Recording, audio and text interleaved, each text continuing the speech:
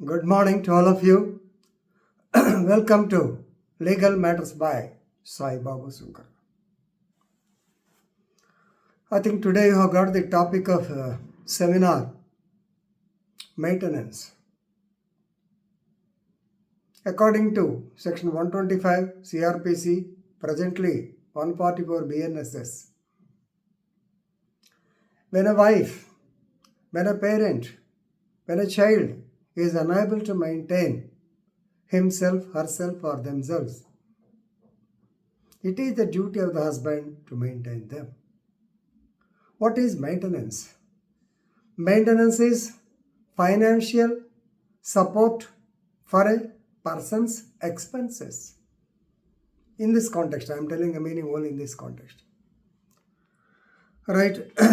So, Justice Sumit Goyal, in the case of XX versus XS, CPR number 1834 by 2023, held that wife cannot be denied maintenance because merely she is qualified. Wife cannot be denied maintenance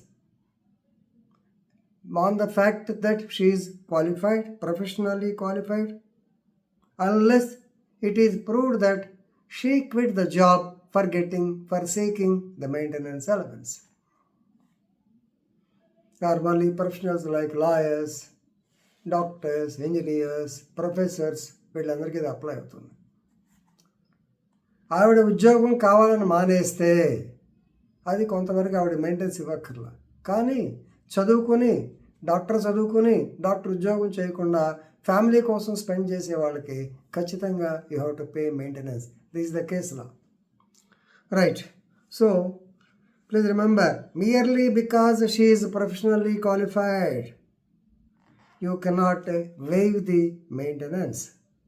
Right.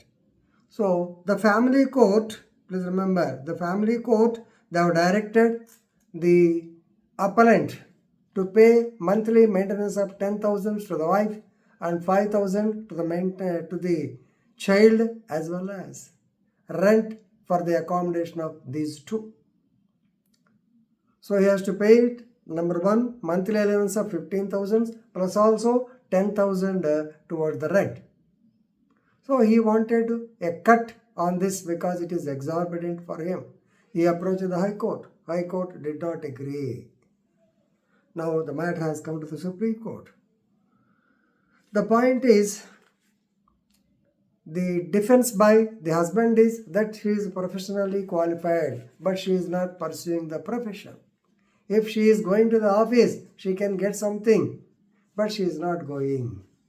But here the point is, she did not get any job. It is for her.